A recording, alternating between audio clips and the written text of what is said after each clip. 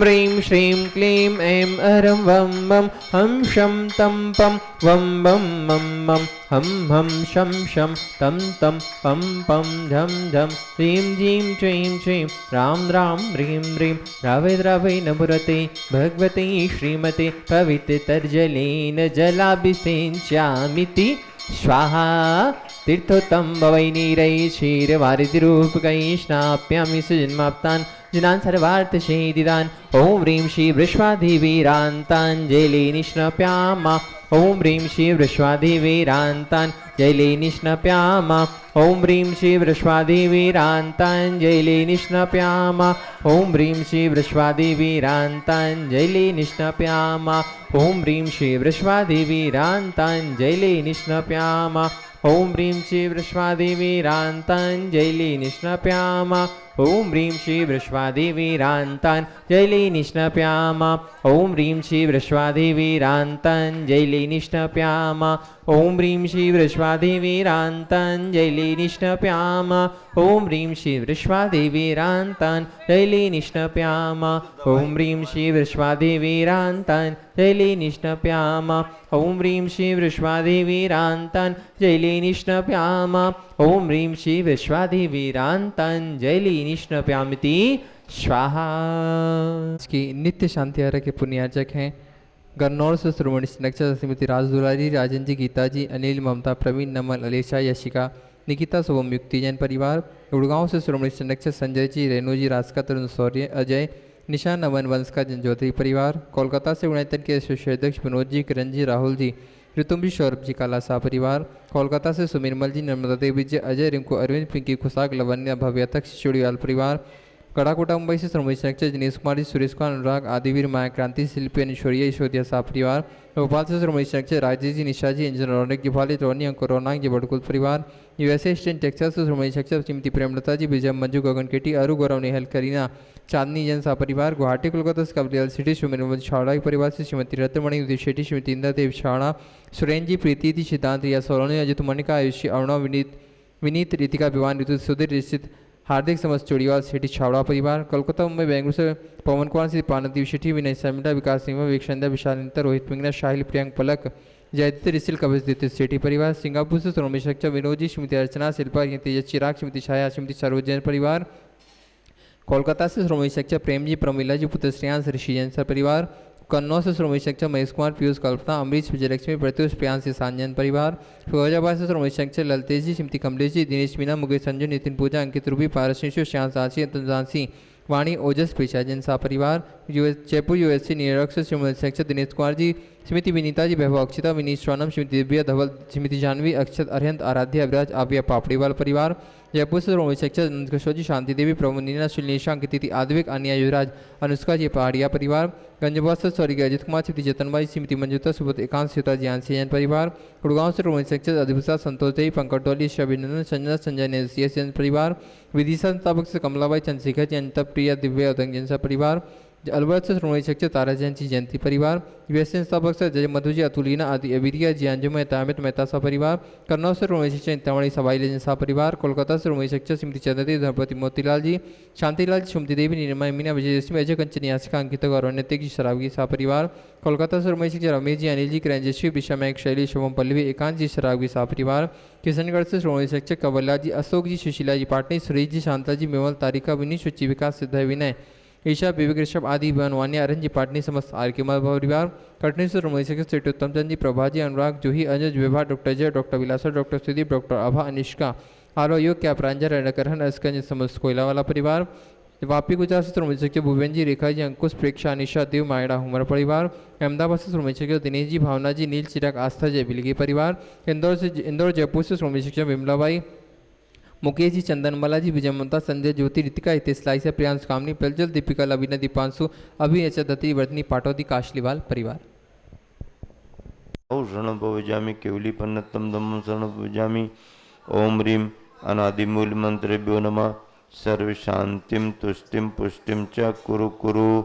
ओम नमो हरते भगवते श्रीमती पांचती शंकराय द्वादश गण परिवेष्टिताय शुक्लध्यान पवित्राय सर्वज्ञाय स्वयं सिद्धाय बुद्धाय परमात्मने परम सुखाय त्रैलोकमयी व्याप्तानंद संसार चक्रवृद्धि मर्दनाय अनंत ज्ञान दर्शन बीज सुखास्पदाय त्रिलोक विशंकराय सत्य ज्ञान सत्य ब्रह्मणे धरणन फण मंडल मंडिता ऋषारिका श्रावक श्राविका पृचतुसंगोप सर्वनाशनाय घातिकर विनाशनाय घातिकर विनाशनाय अब्बादमस्माकं मृत्युम अतिकामम रतिकामम क्रोधम पापम वैरम च अग्निवायुभयम सर्वशत्रुविघ्नम सर्वोपसर्गम सर्वविघ्नम सर्वराजभयम सर्वचौरदुष्टभयम सर्वमृगभयम सर्वमात्मकभयम सर्वपरमंत्रम सर्वशूलरोगम कुक्षिरोगम अक्षिरोगम सुरोरोगम ज्वरोगम च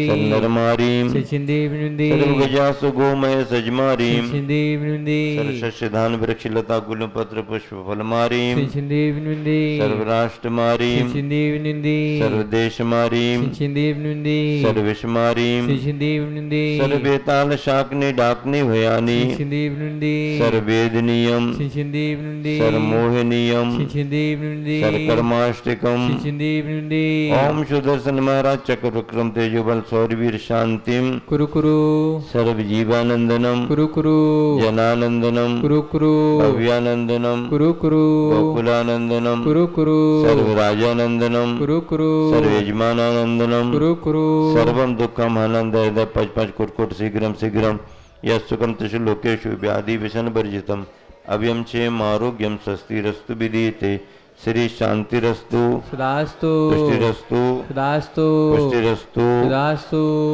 श्री चंद्रपुर दिगंबर जैन मंदिर गुणायतन सम्मेद शिखर जी में शांति धारा संपन्न हो रही है। शांति धारा का उद्देश्य विश्व में शांति हो, सभी जीव सुखी रहें, स्वस्थ रहें। गुरुवर आचार्य श्री विद्यासागर जी महाराज का स्मरण करते हुए हम सब यही भावना भाते हैं, किसी तरह जिन धर्म जिन शासन की प्रभावना निरंतर बढ़ती रहे। इस उद्देश्य की पूर्ति के लिए आज के शांति धारा के पुण्यार्जक परिवारों में श्रीमान राजन कुमार जी, श्रीमती सुधा देवी, रासू राहुल बड़जात्या परिवार, नागपुर रायपुर जसपुर निवासी। अगली शांति धारा बिमल जी, सुशीला देवी, महावीर, मैना देवी, लोकेश, सीमा देवी, ललित, महेद, अर्थ अथर्व, सिद्धम, नव्या, झांतला नीमच निवासी। अगली शांति धारा श्रीमान जम्बू सेठी, श्रीमती प्रमीला सेठी, प्रवीण, सचिन, सुचिता सेठी, आरुषि, राबी, सोनल, सारिका, समय, देवेश जैन। सुचिता के जन्मदिन के अवसर पर यहाँ पर जम्बू सेठी परिवार के द्वारा शांति धारा संपन्न हो रही है एवं छाबड़ा परिवार से बाशिम से भी यहाँ पर उपस्थित हैं। श्रीमती लक्ष्मीबाई, दिलीप जी, अंजू जी, जतिन, हर्ष, बीरांश जैन, शिवपुरी, ताराचंद जी, सुनील, सुधीर जैन, प्रमोद जैन, प्रासु, चेरी, आशी, अनबी, अंशिका, अनिका, कठरिया परिवार, टीकमगढ़, पठारी, विदिशा, बिमला जैन के स्वास्थ्य लाभ के लिए, प्रमोद, कीर्ति जैन, प्रांजल जैन, प्रभांशु जैन, पथरिया दमोह, सनत जी, हर्ष, पीयूष, राजमती जी, रचना, रीतिका, सक्षम जैन, सुल्तानपुर निवासी। शांति धारा संपन्न कर सनत जी का परिवार, परवचंद जी, श्रीमती गिंदीबाई जी का परिवार सुल्तानपुर। श्रीमान सुनील कुमार, अशोक कुमार, चक्रेश कुमार, अभिषेक कुमार, राजीव जी रायबरेली, संजय जी, मुकेश जी रायबरेली, रवि जैन, अजय कुमार, विजय कुमार गया परिवार।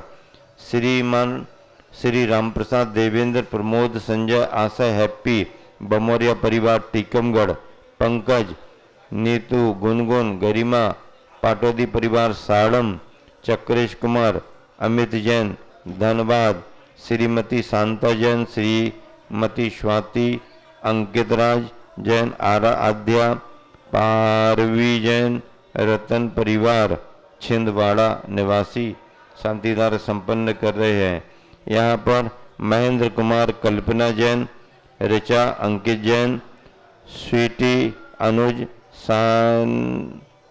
सानवी जैन, गढ़ी, अंकिता, वैभव, मेघा, शुभम सागर, ब्रह्मचारिणी सुनीता दीदी, प्रेमचंद, पदम कुमार, पारस, अनीता, रश्मि, मोहित, कैलाश चंद, निर्मला देवी, प्रियंका, मंत्र, राकेश, एकता, ऋषभ, ईशिका, मयंक, श्वेता, सानिध्य, किमियारा, कत्थावाला परिवार, कानपुर, रागिनी जैन, स्वासला बेतु, सागर, नेमीचंद जी, अनुराग जी, सिंकल, पावनी, आर्यन जैन, बबीना, सुकमाल, विवेक, आमर्स,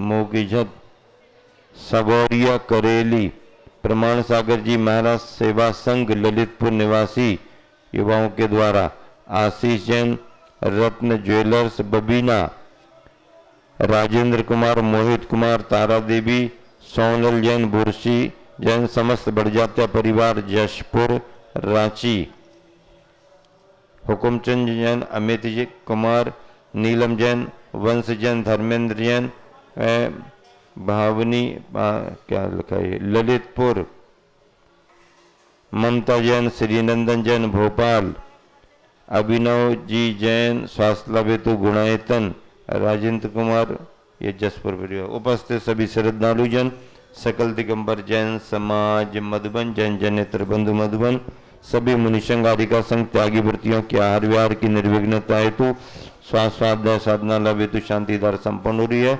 हम सभी मुनिसंघ के साथ आरिका संघ त्यागी वृत्ति, उनके परिवारीजन, सभी कार्यकर्ता, उनके परिवारीजनों के लिए, विशेष रूप से हथकरघा वाली बहनों के लिए, उनके हथकरघा केंद्र के लिए, आगरा से पधारी हुई विदुषी विद्वान स्वाध्यायी श्रीमती पुष्पा बेनाडा परिवार के लिए, उनके साथ पूना और बम्बई वाले सभी परिवारीजनों के लिए, उपस्थित आरिकाओं के लिए, सभी के लिए शांतिधारा संपूर्ण श्री शांति रस्तु रास्तु। आराध्यमती माता जी का चौथा उपवास है, उनके लिए श्री शांति रस्तु, सदास्तु, तुष्टि रस्तु, सदास्तु, पुष्टि रस्तु, सदास्तु, समृद्धि रस्तु, सदास्तु, कल्याणमस्तु, सदास्तु, सुखमस्तु, सदास्तु, अभिवृद्धि रस्तु, सदास्तु, अभिवृद्धि रस्तु, सदास्तु, कुल गोत्र धन धान्यम सदास्तु, सदास्तु, श्री सद्धर्म बल आयु आरोग्य ऐश्वर्य आयुवृद्धि रस्तु। सदास्तु। विशेष रूप से मनीषा बढ़ जाते हैं, मनीषा काला क्या आज कौन सा उपवास है? 12वां उपवास है, जल को लेकर के वो उपवास कर रही हैं। 12वां उपवास मनीषा काला आसाम से है, और राजकुमार जी बढ़जात्या परिवार जिन्होंने आरिका संघ का विहार कराया है पूरा, विनोद कुमार जी बढ़जात्या संपूर्ण छत्तीसगढ़ के वह अभी जैन समाज के अध्यक्ष बने हुए हैं, उनके परिवार के लिए, और सुभाष जी, बीरू जी, यहाँ पर गोरू जी, निर्मल जी, एन के जैन आदि आदि सभी गुणायतन के कार्यकर्ता सभी यहाँ पर हैं। विशेष प्रोफेसर एस के जैन बुढ़ार से करो आगे। अब इंदौर से महेंद्र जी के जन्मदिन के उपलक्ष्य पर, खंडवा से विनय जी के जन्मदिन के उपलक्ष्य पर, जयपुर से श्रीमती कल्पना जैन जन्मदिन के उपलक्ष्य पर, सूरत से स्थापक से शुपल अंजू जी शाह जन्मदिन के उपलक्ष्य पर, शवलपुर से अनुराग जी मोदी जन्मदिन के उपलक्ष्य पर, अलीगढ़ से वैभव जी जन्मदिन के उपलक्ष्य पर, उस्मानपुरा अहमदाबाद से धैर्य जैन जन्मदिन के उपलक्ष्य पर, सौम्या दीपेश जैन परिवार, पुणे से श्रीमती प्रणोती अशोक खड़के जन्मदिन के उपलक्ष्य पर, अंतरा बांदा से सानवी जैन जन्मदिन के उपलक्ष्य पर, डॉक्टर संदीप जैन शाह परिवार, गिडी कोलकाता से नेहा जी धनपति विनोद कुमार जी के स्वास्थ्य लाभ हेतु। ओम ह्रीम रम नमो संपूर्ण कल्याण मंगल रूप मोक्ष पुरुषार्थस्य भवतु भवतु संपूजकानां प्रतिपालकानां यतीन्द्र सामान्य तपोधनानां देशस्य राष्ट्रस्य पुरस्य राज्ञा करोतु शांतिं भगवान् जिनेन्द्र करोतु शांतिं भगवान् जिनेन्द्रः। भले शांतिनाथ भगवान की जय, जय, चिंतामणि पारसनाथ भगवान की जय, कुंडलपुर के बड़े बाबा की जय, गुरुवर आचार्य श्री विद्यासागर जी महाराज की जय। बोलिए निर्यापक स्वयं परम पूज्य मुनिवर शिक्षक समता सागर जी महाराज की, समस्त मुनि आरिका संघ की। कर रहे हो आचार्यों की वाणी सुनने का अवसर आपको प्राप्त हो रहा है। स्वाध्याय मन के विकल्पों को दूर करता है और मन शांति भी प्रदान करता है। शास्त्रों को पढ़ने से, शास्त्र में लिखी हुई बातों को समझने से धर्म और अधर्म का ज्ञान होता है। हमारे लिए हे क्या है और उपादेय क्या है, ऐसी बुद्धि जागती है। इसलिए स्वाध्याय भी एक आवश्यक माना गया है, गृहस्थों के लिए भी और मुनियों के लिए भी। मुनियों के षड आवश्यकों में उसका स्थान भले ही ना हो, लेकिन स्वाध्याय की आवश्यकता तो सतत सभी के लिए है। स्वाध्याय विकल्पों को विश्रांति देता है। स्वाध्याय तत्व की नई नई समझ देता है। इसलिए हम और आप प्रतिदिन स्वाध्याय कर रहे हैं। आचार्य महाराज इष्टोपदेश ग्रंथ में कह रहे हैं कि हमारे लिए उपकारक क्या है और अपकारक क्या है। उपकारक का मतलब है हितकारी क्या है, और अपकारक का मतलब है अहितकारी क्या है। उच्चारण करेंगे। श्लोक नंबर 19वां है। यज्जीवस्योपकाराय तद्देहस्यापकारिकम् यद्देहस्योपकाराय तज्जीवस्यापकारिकम्। एक साथ मिलकर के यज्जीवस्योपकाराय तद्देहस्यापकारिकम् यद्देहस्योपकाराय तज्जीवस्यापकारिकम्। जीव और देह, इसकी बात की जा रही है। जीव का स्वरूप स्वभाव अलग है, देह का स्वरूप स्वभाव अलग है। जीव में जो गुणधर्म पाए जाते हैं वो देह में कभी नहीं आ सकते, और देह में जो गुणधर्म है वो जीव में कभी नहीं जा सकते। जीव चैतन्य स्वभावी है, ज्ञान दर्शन आदि गुणों से युक्त है। शरीर पुद्गल स्वभावी है, स्पर्श रसगंध वर्णात्मक इसमें गुण हैं, और यह पूरन और गलन स्वभाव को लेकर के है।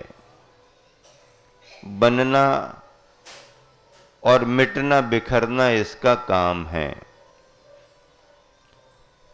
संयोग दोनों का है।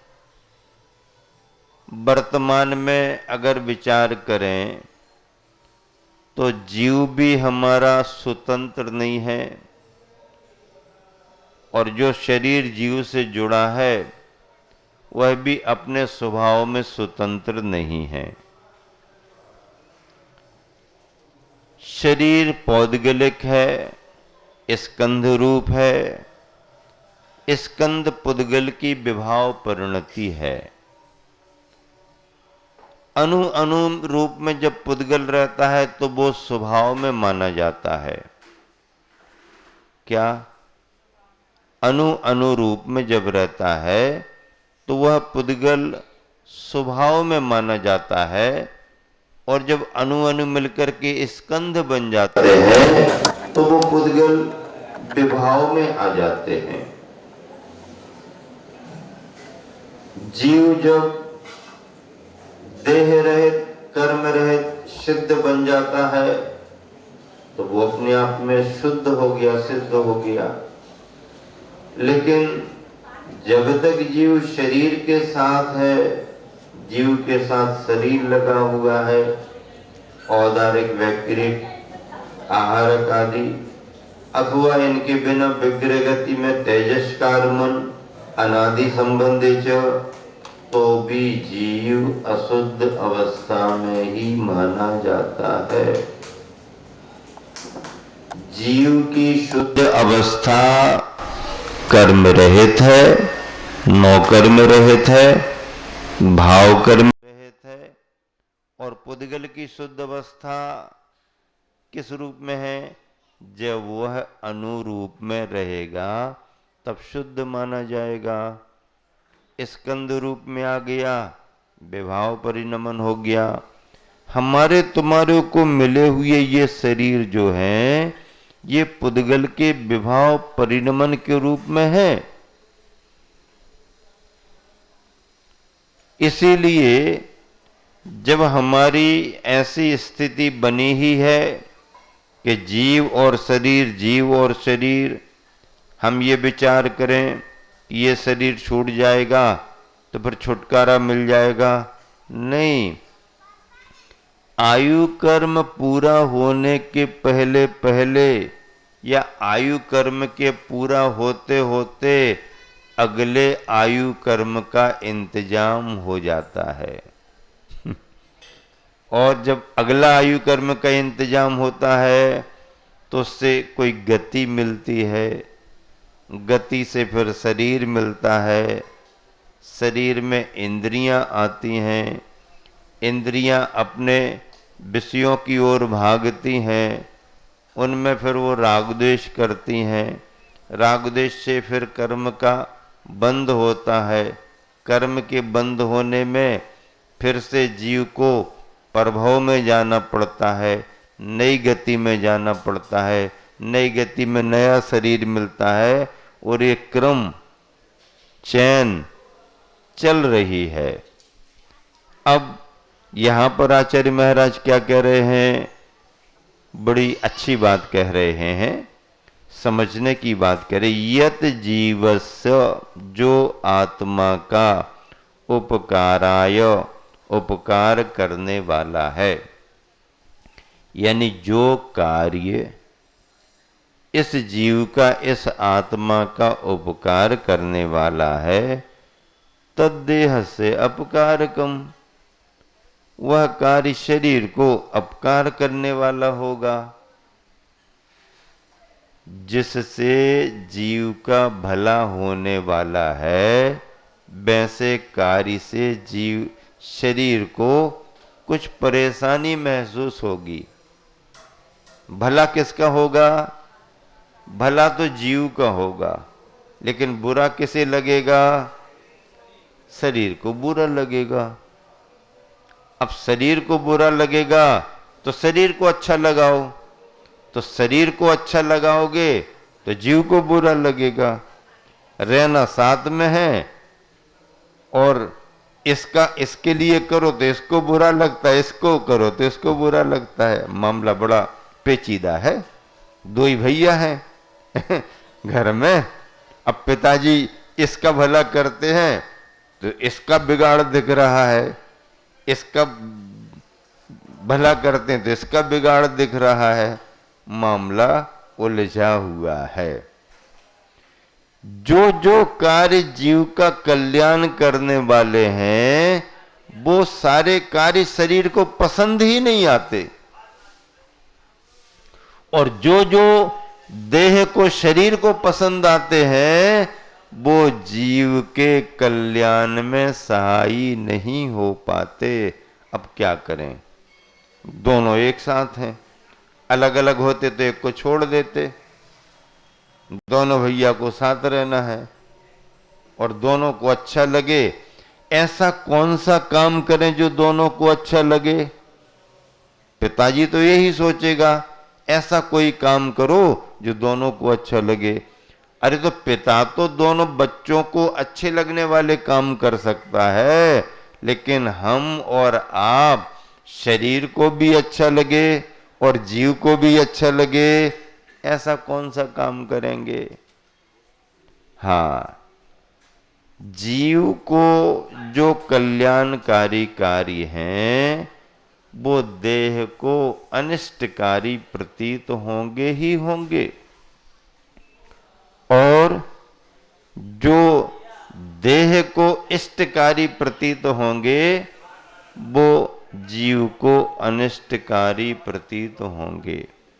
आचार्य महाराज कह रहे हैं जो आत्मा का उपकार करने वाला है वह कार्य शरीर का अपकार करने वाला है, तथा यत जो देहस्य उपकाराय शरीर का उपकार करने वाला है तत् वह जीवस्य अपकारकम आत्मा का अपकार करने वाला है।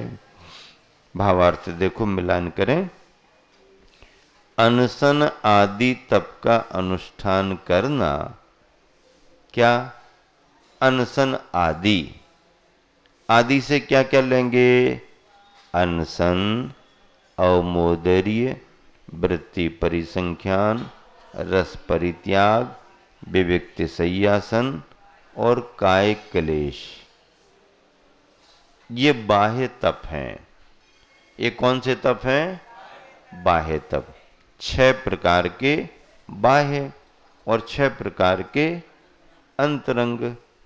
तो तप कोई भी किया जाए, तप कोई भी किया जाए, शरीर को प्रतिकूलता लगती ही है, लेकिन शुद्धिकरण जीव का उन्हीं तपों से होता है।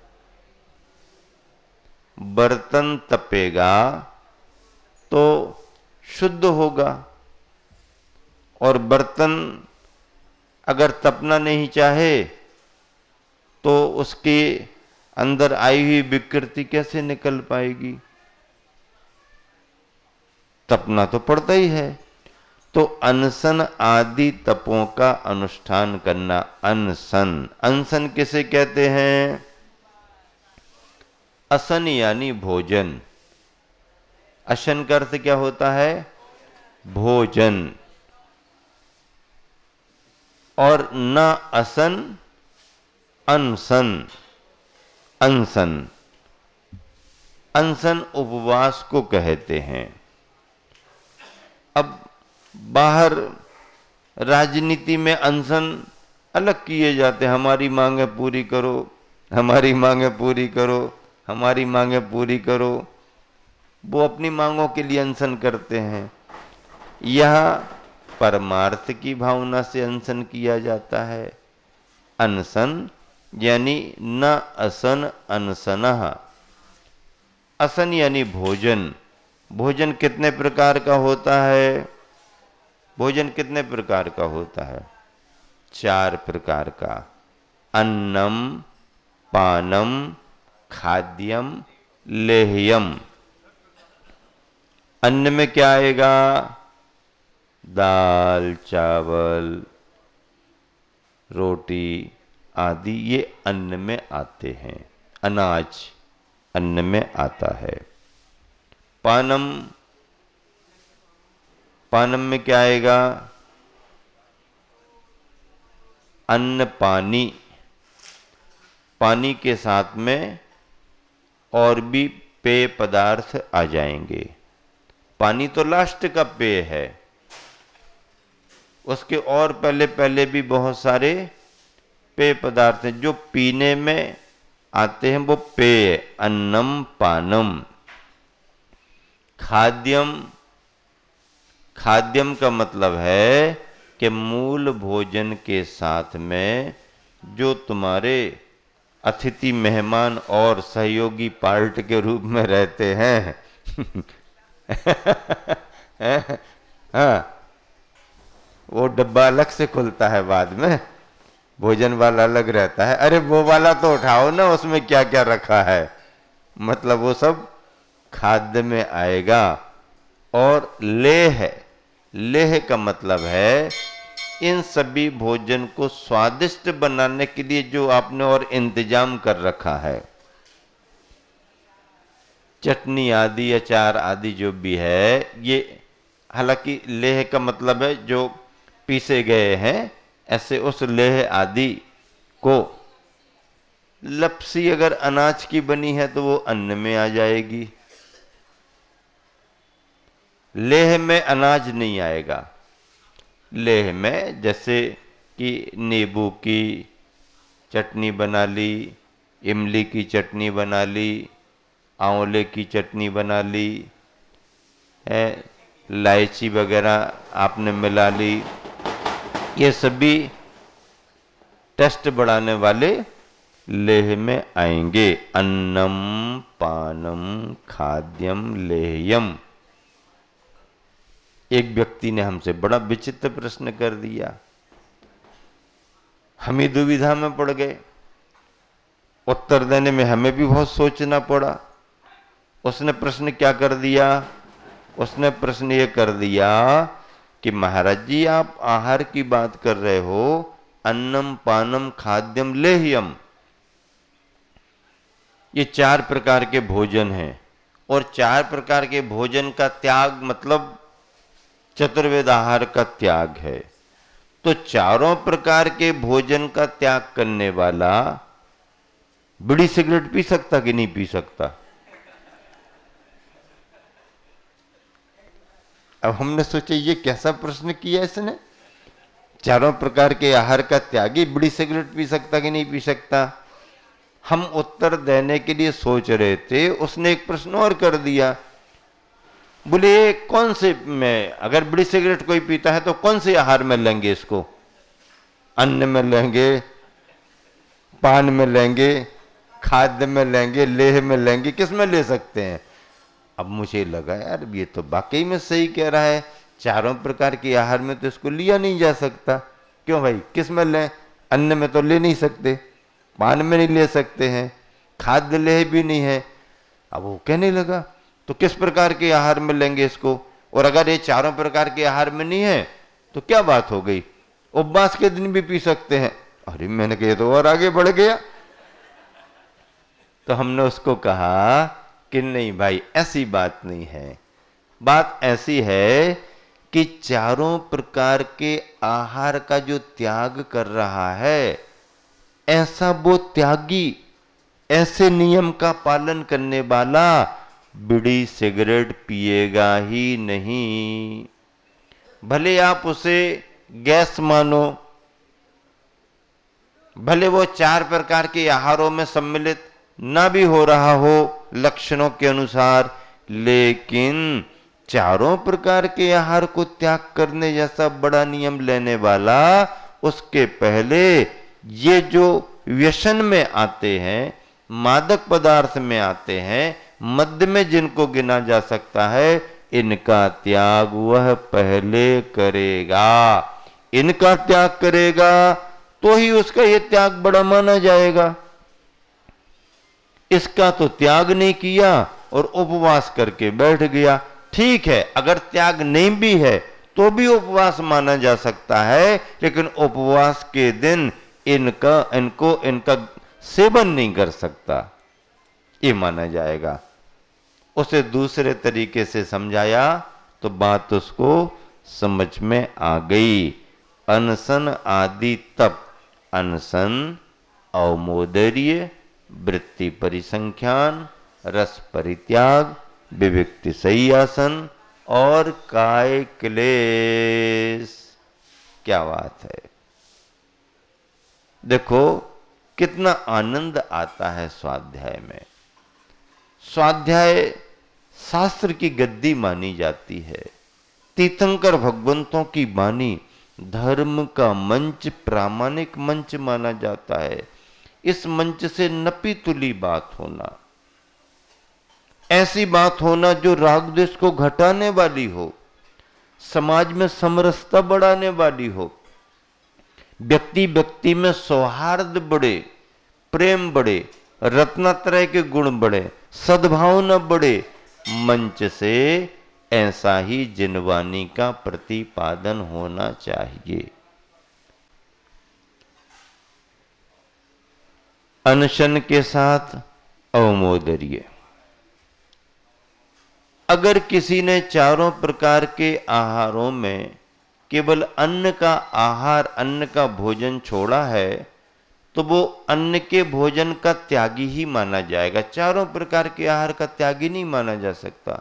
हमारा रात्रि भोजन का त्याग है, ऐसा कहना भी उसका सदोष माना जाएगा।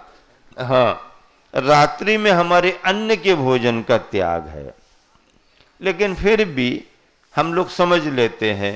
चौके में किसी ने कहा महाराज मन शुद्धि, वचन शुद्धि, काय शुद्धि, आहार जल शुद्ध है, आहार दान देना चाहते हैं, हमारा रात्रि भोजन का त्याग है। हम भी समझ लेते हैं कि इसका कम से कम अनाज का तो होगा ही होगा। फिर उम्र को देख करके भी समझ में आ जाता है कि भाई इनका कितना होगा कितना होगा, लेकिन कई बार समझ में नहीं भी आता है, कई बार धोखा हो जाता है। एक नई उम्र का चारों प्रकार के आहार का त्यागी भी हो सकता है, एक बूढ़ा बाड़ा भी हो सकता है अकेले अनाज ही के त्याग में संतुष्ट हो, बिना दांत के भी है, मशीन चलती रहती है उसकी रात में भी। तो अब क्या, वो तो अपने मन और परिणामों पर रहता है, तो उसमें भी पूछ पाछ करके जानकारी ले ली जाती है। आहार के समय में संकेत तो ले लिए जाते हैं, दे दिए जाते हैं, लेकिन ज्यादा पूछा ताछी में कई बार बोलने वाला भ्रमित हो जाता है और बोलते बोलते कई बार ऐसे शब्द भी बोलने लगता है जो वहां आहार के समय नहीं बोलना चाहिए। इससे भी अपन को बचना पड़ता है ताकि ज्यादा वो भ्रमित ना हो या पूछताछ में। लेकिन इसके उसमें कई लोग आगे पीछे भी नियम नहीं लेते हैं, वो उनका व्यक्तिगत दोष माना जाता है। पूछताछ तो होती है, सामान्य संकेतों में उसे समझना पड़ता है, और जो वहां पर कहने योग्य शब्द होते हैं उन्हीं शब्दों का उसे प्रयोग करना चाहिए। चारों प्रकार के आहार में जो त्याग कराया जाता वही पूर्ण रूप से रात्रि भोजन का त्यागी माना जाता है। अवमोदरी का मतलब आप जानते ही हो, जो जितनी जिसकी भूख है उसमें से वह अपने मन और भावों के अनुसार थोड़ा भी छोड़ता है, थोड़े में से थोड़ा भी छोड़ता है, नहीं लेने का भाव करता है, नहीं लेता है, तो वह उसका जघन्य अवमोदरी है। पर बीच की स्थिति और उत्कृष्ट स्थिति में तो पूरा भोजन करने की आवश्यकता थी, लेकिन केवल पानी पी के वापस आ गया। पानी पीने में भी एक ही गिलास पानी पी लिया, एक ही कटोरी पानी पी लिया, या एक ही रोटी का गिलास ले लिया, या एक ही रोटी ले ली और छोड़ करके, या अब आवश्यकता नहीं है संकेत करके, ये उत्कृष्ट अवमोदरीय माना जाता है। आहार करने को बैठा है, इच्छा है, आवश्यकता है, लेकिन मन में ऐसा उसने भाव कर लिया कि आज बिल्कुल कम से कम में ही हम काम चलाएंगे, इसका नाम अवमोदर्य। वृत्ति परिसंख्यान, किसी तरह का नियम लेकर के आहारचर्या करना। मुनि महाराज जी आदि आदि अपनी अनुकूलता से प्रतिदिन भी कर सकते हैं, कभी कभार भी कर सकते हैं। ये तप है, और तप उत्तर गुणों में आता है। मूल गुणों का पालन प्रतिदिन होता है, उत्तर गुणों का पालन जब मन हो तब कर सकते हैं, प्रतिदिन हो प्रतिदिन भी कर सकते हैं, कभी कभार करना हो कभी कभार कर सकते हैं।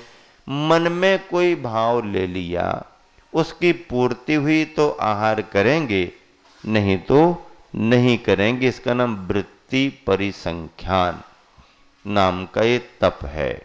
मूल गुण एक बार भोजन करना, खड़े होकर के भोजन करना आदि आदि है। स्थिति भोजन, एक भक्त, ये मूल गुण है। इसका प्रतिदिन पालन होता है। प्रतिदिन एक भक्त करे ऐसा भी नियम नहीं है कि भाई एक भक्त का नियम है तो एक बार तो भोजन हो गई होगा, एक बार आहार होगा। अब आज किसी ने उपवास कर लिया तो उनका मूल गुण बाधित हो गया क्योंकि एक बार आहार करने को नहीं गए। नहीं, आहार करने को नहीं गए तो उनका मूल गुण बाधित हो गया, ऐसा नहीं है। अगर करेंगे तो एक ही बार करेंगे और आवश्यकता नहीं है तो नहीं भी करेंगे।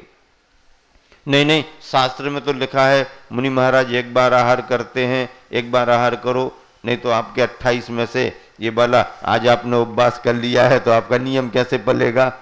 नहीं, ऐसा नहीं कि एक बार आहार करने का नियम पालना ही है, ऐसा नहीं।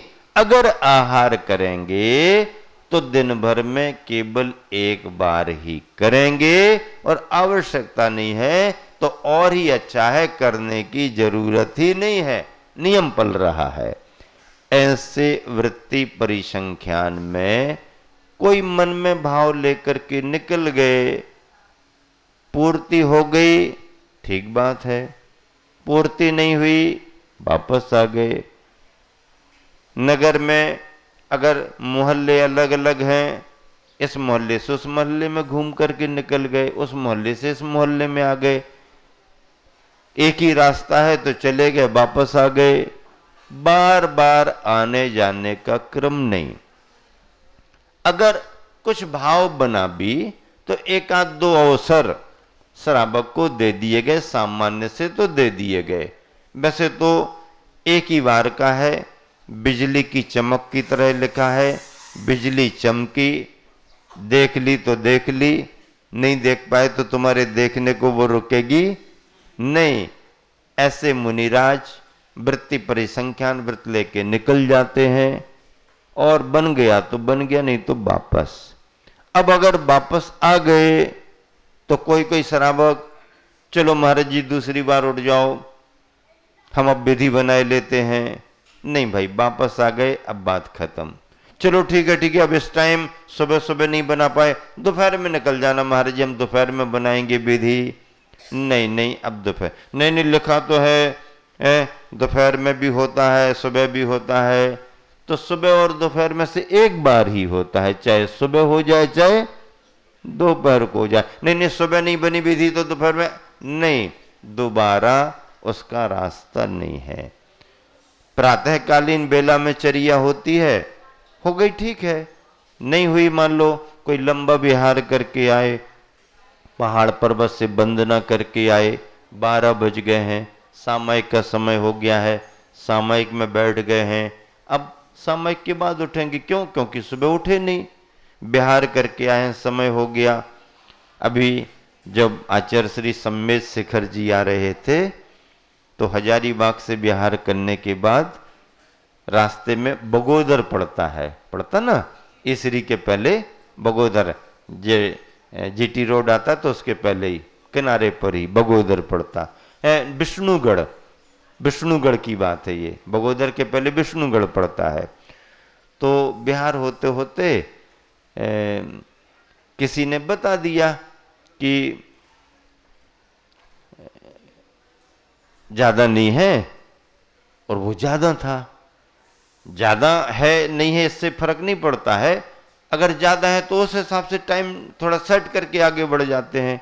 किसी ने कह दिया थोड़ा कम है तो फिर उसमें ऐसा लगता आराम आराम से चलो, आज साधन बहुत हो गए, सुविधाएं बहुत हैं।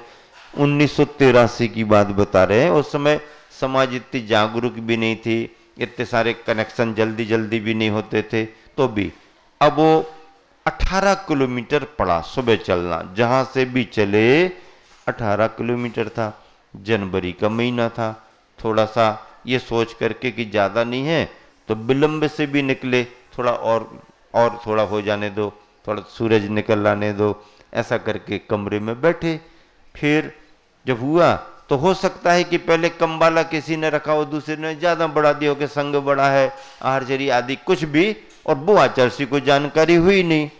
चलते चलते चलते चलते चलते चलते रास्ता थोड़ा सा उखड़ा हुआ था, गिट्टियां थी, पैर लंबा सफर होने से घिसे हुए कटे हुए थे, उसमें संघ को प्रतिकूलता हुई, आचार्य श्री को भी प्रतिकूलता हुई। पहुंचते पहुंचते लगभग 11:15 बज गए।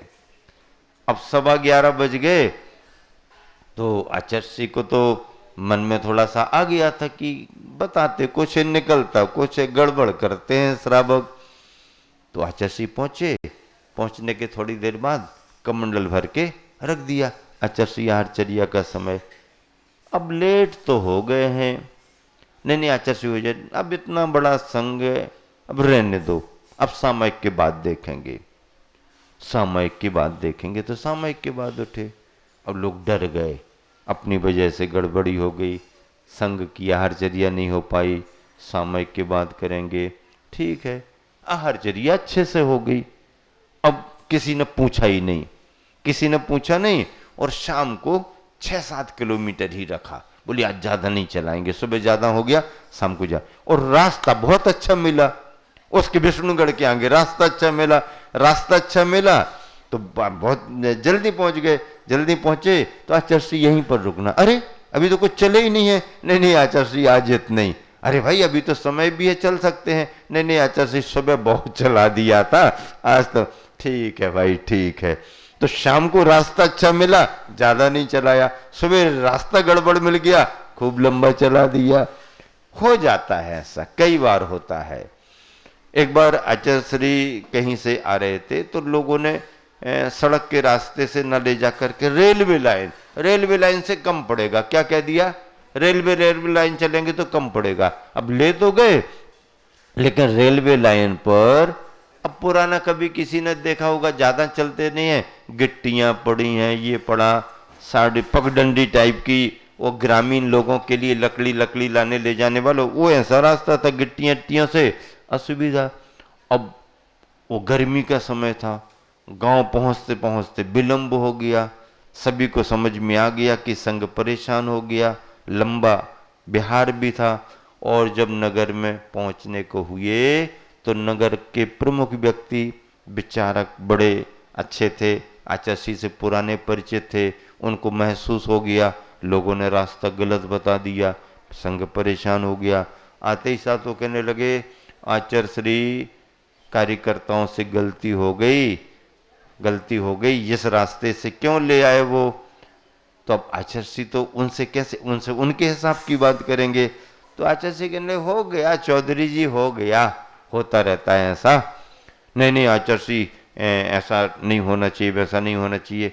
तो आचार्य श्री हंस करके कहने लगे चौधरी जी परीक्षा में सभी पेपर एक से थोड़ी आते हैं, कभी कभी एक आध पेपर कठिन भी तो आ जाता है ना, लेकिन विद्यार्थी को तो परीक्षा देना ही पड़ती है। तो कठिन पेपर आ गया तो आ गया, उसको भी हमने हल तो कर दिया ना। तो उस प्रतिकूलता को भी आचार्य श्री ने प्रतिकूलता के रूप में प्रकट नहीं किया। हाँ, कि अब इनको ये कहें कि वो कहें ऐसा वैसा नहीं, उसको भी एक हास्य में लेकर के और वातावरण को सामान्य कर दिया। हो जाता है कभी कभी असावधानी में, भावुकता में, लापरवाही में कुछ न कुछ ऐसा हो जाता है। तो अब उसमें साधक की क्षमता तो देखो, अपने परिणामों को संभाल करके कितने अच्छे तरीके से एहसास तो करा ही दिया जाता है, एहसास हो भी जाता है, लेकिन अब किस बात को कितनी खींचना इस पर निर्भर करता है। कई बार छोटी बात को अपन ज्यादा खींच दो तो भी गड़बड़ हो जाता है, और कई बार बड़ी बड़ी बात को भी सामान्य संकेतों में भी एहसास करा दिया जाता है। ये साधक के क्षमता परिणामों का परिचायक माना जाता है। तो अनशन, अवमोदरी वृत्ति परिसंख्यान, रस परित्याग, जितनी आवश्यकता है उतना, आज ये नहीं तो कल वो नहीं तो परसों ये नहीं, थोड़ा थोड़ा छोटा छोटा करते करते कोई नियम, रस परित्याग। विविक्त सय्यासन, विविक्त सय्या और आसन, विविक्ते एकांते, भीड़ भाड़ में मन लोगों का ज्यादा लगता है, अकेले में मन ही नहीं लगता। लोग कहते महाराज जब तक बातचीत करते रहते हैं तब तक तो मन लगता है, और बातचीत करने वाला कोई ना मिले तो मन घूमता रहता है, भटकता रहता है।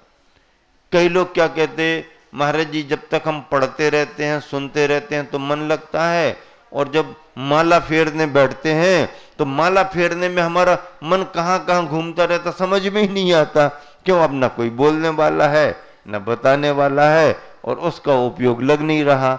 ये समस्याएं किन की हैं? जिनका स्वाध्याय नहीं होता है। जिनका स्वाध्याय होता है उनका एकांत उनके लिए स्वर्ग के समान अनुकूल माना जाता है। बड़े बड़े विचारकों को, देशभक्तों को जेल में डाल दिया गया स्वतंत्रता आंदोलन में, तो उन्होंने जेल में भी कोई, हाँ क्या फर्क पड़ता है, काम करने नहीं मिल रहा बाहर अंदर, तो उन्होंने अंदर अंदर अपने ग्रंथों को पढ़ना लिखना शुरू कर दिया। बड़े बड़े टीकाएं व्याख्याएं जेल में रह करके लिख दी। उनको एकांत मिल गया। ठीक है, देश की सेवा नहीं कर पा रहे, जनता के बीच नहीं जा पा रहे, अगर यहां ही आ गए हैं, इस समय का भी उपयोग करो। अच्छे अच्छे लेख लिख करके भेजाते रहे और देशवासियों को जगाते रहे। तो ज्ञानी व्यक्ति के लिए एकांत स्वर्ग के समान है, और अज्ञानी के लिए अकेले में छोड़ दो तो पागल जैसा हो जाएगा। है कोई दिख नहीं रहा, कोई बोलने वाला नहीं, क्या क्या करूं, कैसा करूं, क्या करूं, वो तो उसका घूम जाएगा। एकांते मुनियों के लिए तपों में, बाह्य तप में विविक्त शय्यासन, विविक्ते एकांते, शय्या यानी विश्राम करना, आसन यानी बैठक जमाना, पढ़ाई लिखाई अपनी करना, एकांते जहां पर कोलाहल शोर शराबा भीड़ भाड़ न हो, एका विविक्त शय्यासन। और काय क्लेश, शरीर चाहता है किसको जरा सी तकलीफ ना हो, सर्दी भी सहन ना करना पड़े, गर्मी भी सहन ना करना पड़े, आदि आदि, तो शरीर चाहता है और मोही प्राणी उसी के अनुसार काम करता है। लेकिन साधना के क्षेत्र में, मोक्ष मार्ग में, धर्म के रूप में आपको शरीर को कष्ट सहिष्णु बनाना ही पड़ेगा। कष्ट सहिष्णु, शरीर कष्टों को सहन करने वाला हो।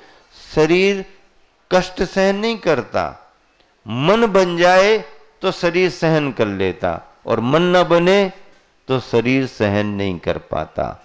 मन सहन करने का हो जाए तो शरीर पीछे पीछे लग जाता है, और मन नहीं बने तो शरीर तो चाहता ही नहीं है।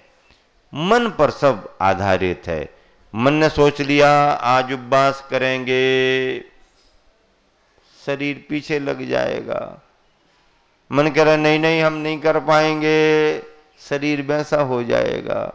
ये चाहिए, शरीर में इच्छा नहीं है, इच्छा तो मन के अंदर है। क्या करना क्या नहीं करना ये मन विचार करता है। मन कमांडर है और इंद्रियां उसके अधीन रहती हैं। इंद्रियां इष्ट अनिष्ट की कल्पना नहीं कर पाती हैं। इंद्रियां तो अपने विषयों की ओर जाती हैं, ये अच्छा है, ये अच्छा नहीं है, ये मन विचार करता है। इसलिए मन के मनोविज्ञान को समझ करके मन को अपना सहयोगी बनाना चाहिए। अनशन आदि तप का अनुष्ठान करना जीव के पुराने व नवीन पापों का नाश करने वाला होने के कारण जीव के लिए उपकारक है, उसकी भलाई करने वाला है। किंतु वही अनशन आदि का आचरण या अनुष्ठान शरीर में ग्लानि, शिथिलता आदि शिथिलादि भावों को कर देता है, अतः उसके लिए अपकारक है। अब कोई शरीर से तपस्या करेगा, शरीर कृश होगा, कमजोर होगा, इसमें फर्क आएगा आदि आदि, तो शरीर में फर्क दिखेगा, तो कष्ट शरीर में उसे कष्ट व हानि पहुंचाने वाला है, अपकारक है। और जो धनादिक भोजनादिक के उपयोग द्वारा शरीर के उपकारक हैं, किंतु उसी धन का अर्जन पाप पूर्वक होता है और पाप दुर्गति के दुखों का कारण रहता है, वही जीव का अपकारक है, अहित करने वाला। इसलिए जीव का उपकारक धर्म ही है, धन नहीं। उसी धर्म का अनुष्ठान करना चाहिए। पद्यानुवाद और दोहानुवाद। तन को लगता इष्ट जो वह हो जीव अनिष्ट, और जीव को इष्ट जो तन को वही अनिष्ट। तन का जो उपकारक है वह चेतन का अपकारक है। चेतन का उपकारक है जो तन का वह अपकारक है। सब शास्त्रों का सार यही है, चेतन का उद्धार करो। अपकारक से दूर रहो तुम, तन से कभी न प्यार करो। शरीर को जो अनिष्ट लगते हैं वो कार्य आत्मा के लिए इष्ट कल्याणकारी हैं, और जो शरीर के लिए इष्ट लगते हैं वो जीव के लिए अनिष्ट अकल्याण करने वाले हैं। दोनों पर विचार करके जीव के इष्ट के लिए कार्य करना चाहिए। यही आज का सार है। महावीर भगवान की जय।